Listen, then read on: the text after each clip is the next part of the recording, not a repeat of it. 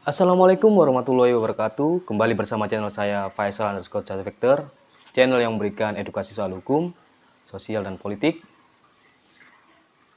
Di video ini saya akan membahas suatu perkara yang menarik di mana terjadi di Padang, Sumatera. Tepatnya ketika itu dua satpam dipenjara karena tak sengaja bunuh terduga pencuri yang masuk objek vital negara. Nah, ini saya mendapatkan di banyak pemberitaan. Nah, kenapa dua satpam yang bertugas menjaga area tersebut ketika membela diri dan diserang oleh terduga pelaku pencurian, tiba-tiba dua satpam ini divonis hukuman penjara dengan pasal pembunuhan. Sebelum saya mengulas video ini, saya berharap klik tombol subscribe, like, dan komen agar channel ini bermanfaat bagi masyarakat. Terima kasih.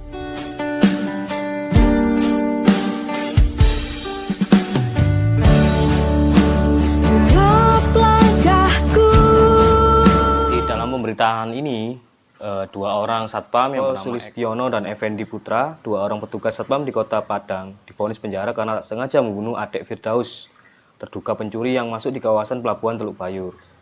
Eko divonis 1 tahun 6 bulan penjara, sedangkan Effendi Putra divonis 4 tahun 6 bulan penjara saat sidang yang digelar pada Selasa 20 Oktober 2020. Pembunuhan yang melibatkan dua orang satpam tersebut terjadi pada 1 Januari 2020. Saat itu, Eko dan Effendi melakukan patroli di dermaga 7 Pelabuhan Teluk Bayur dan memergoki adik Firdaus masuk ke arena objek vital. Dan saat itu, Eko dan Effendi melakukan patroli di dermaga 7 Pelabuhan Teluk Bayur, memergoki adik Firdaus masuk ke area objek vital, di mana saat itu kedua orang satpam meminta kepada adik Firdaus untuk keluar area tersebut. Namun, adik malah masuk ke mes PT CSK Dermaga Beton Umum. Ketika menjalankan tugas, di mana dua orang satpam ini melindungi keamanan di kawasan menjadi tanggung jawabnya. Dan ketika terjadi pergulatan di mana terduga pencuri yang bernama Ade ini melawan dan dua orang satpam ini terlibat perkelahian dengan satu terduga pencuri tersebut.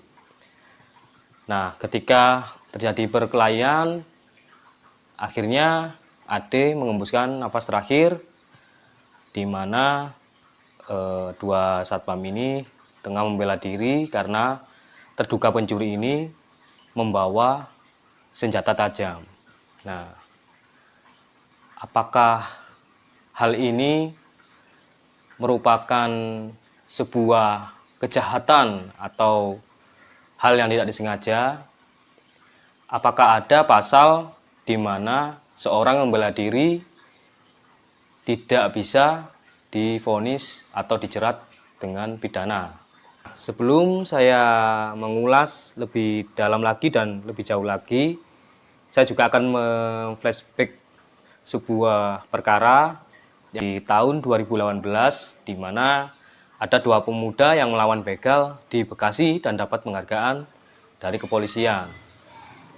Dua orang pemuda ini bernama Ahmad Rafiki dan Muhammad Irfan Bahri, yang dimana saat itu pada malam hari dia melawan begal yang akan merebut sepeda motornya.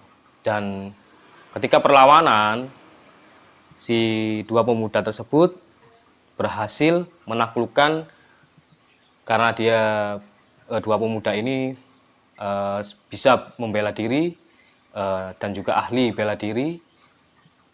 Akhirnya begal ini dapat dilumpuhkan, bahkan begal ini meninggal dunia.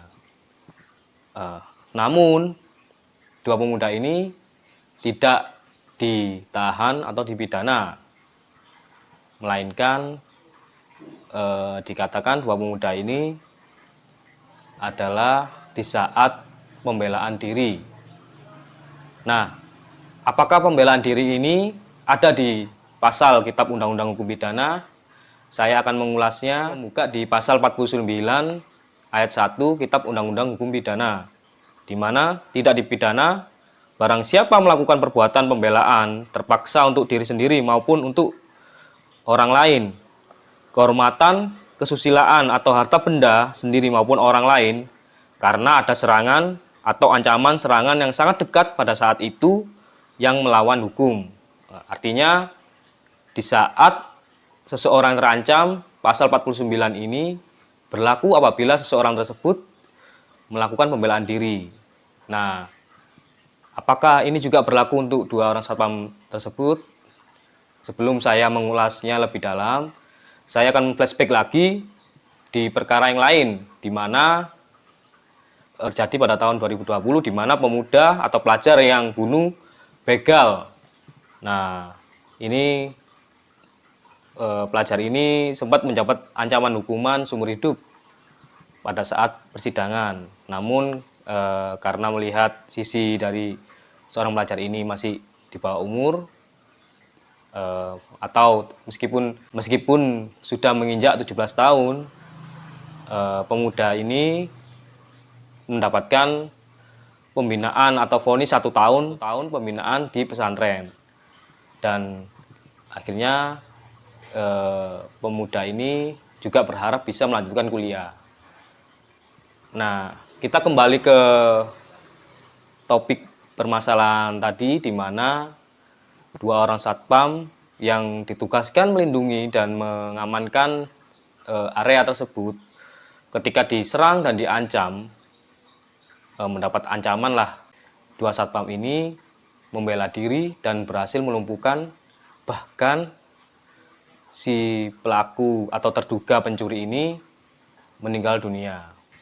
Nah, memang dalam konteks ini saya tidak mau mengomentari soal substansi yang ada di dalam pokok perkara persidangan, karena saya tidak mengamati terlalu dalam di dalam pokok perkara.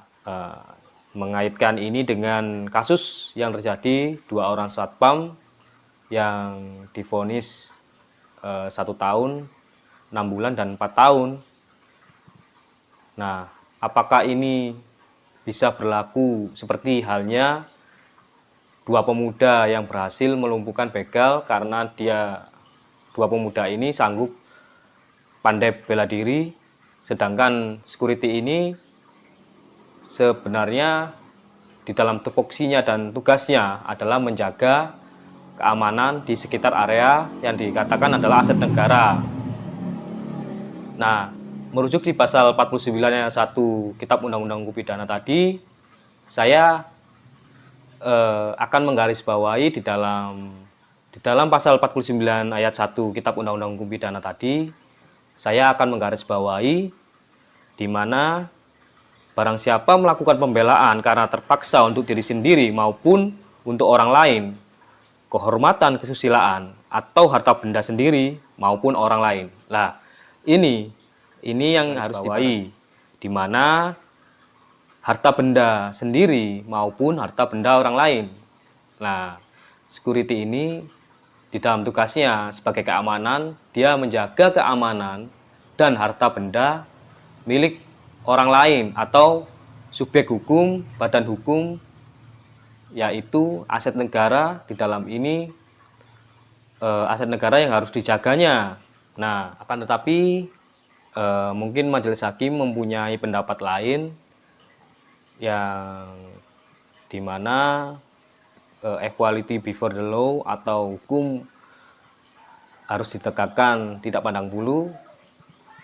Nah, mungkin seperti itu juga saya tidak bisa mengomentari substansi pokok perkaranya, karena di dalam hukum mengenal adagium yang dimana di situ dijelaskan lebih baik membebaskan 1000 orang yang bersalah daripada menghukum 1 orang yang benar atau menghukum orang yang tidak bersalah. Kenapa hal ini demikian?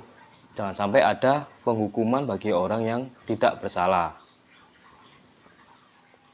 Mungkin pendapat majelis hakim berbeda dengan apa yang saya jelaskan mengenai pasal 49 ayat 1 Kitab Undang-Undang Hukum Pidana, di mana apabila ada seseorang yang ketika diserang dan tiba-tiba diancam dengan senjata tajam dan diserang, maka orang tersebut dapat membela diri. Dan di pasal 49 ayat 1 Kitab Undang-Undang Pidana sudah dijelaskan hal demikian. Semoga channel ini bermanfaat dan tunggu video-video dari saya mengenai soal hukum, politik, dan sosial selanjutnya. Terima kasih. Wassalamualaikum warahmatullahi wabarakatuh.